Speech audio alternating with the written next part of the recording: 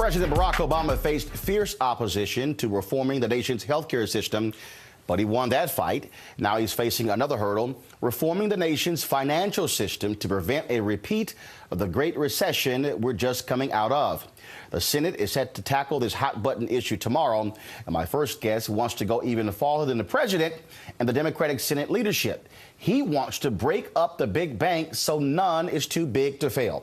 Welcome to Washington, Delaware Democratic Senator Ted Kaufman. Hey, Roland. Glad you're here. Hey, thanks. Let's set it up. You were chief of staff for then Senator Joe Biden. Exactly. Later becomes vice president. Yeah. Then you get appointed to his seat. Yeah. You're also not running for re-election, exactly. So you have a heck of a lot more freedom than most other U.S. senators.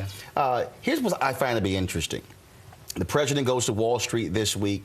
Some say he gave a somewhat tough speech. Right. But Democrats had the opportunity to make this a really tough bill to reform Wall Street. Right. If you had to measure on a scale of 1 to 10, what would you say this bill measures at in terms of toughness? Well, in terms of the total bill, I think it's probably around 8. I think it's a good grade. I think it'd be a good bill, but I just think that, especially on the too big to fail, we should really go further than we're going in the bill. But that's a difference of opinion that I have with the president, with other members of the party. Although a lot of members of the party agree, and that's my basic approach. Is that what caused this thing after the crash in 1929, 1933, we came in and we passed a bill called Glass-Steagall.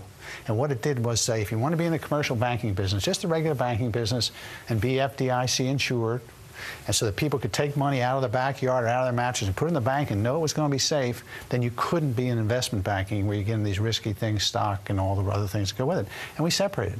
And for 50 years, we didn't have a problem. Then in 1999, we took away Glass-Steagall.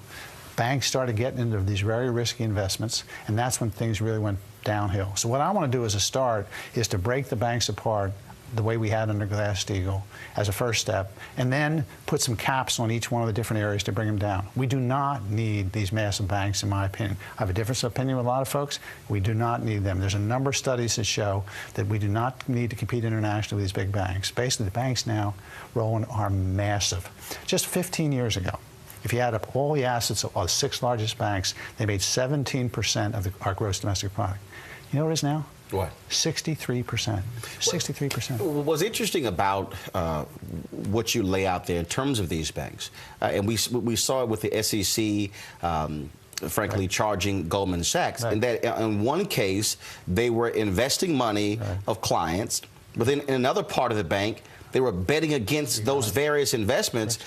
Any other world, that's called a conflict of interest. No, that isn't. That even there, that's a conflict of interest. They just didn't do anything about the conflict of interest. But that was under any world, that is a conflict of interest, and that's the reason we passed Glass-Steagall to begin with. Now, maybe they could still do this conflict of interest if they were an investment bank, because you have a little more freedom of action. But that's why we separate them, because there is a basic conflict of interest when you're in the banking business and in the investment banking business, and then even with the investment banking business, there's potential for a conflict of interest. So I don't know whether Goldman Sachs is guilty of this or not. The courts will determine that. But you got a little picture into what was going on when their basic argument is, look, these guys all know what we're doing. That's I don't know. That doesn't sound to me like the right world. Now, legally, can they get away with it? I don't know. And that's one of the things I'm looking at. I'm on the Judiciary Committee. Some of us are looking at how can we tighten the law.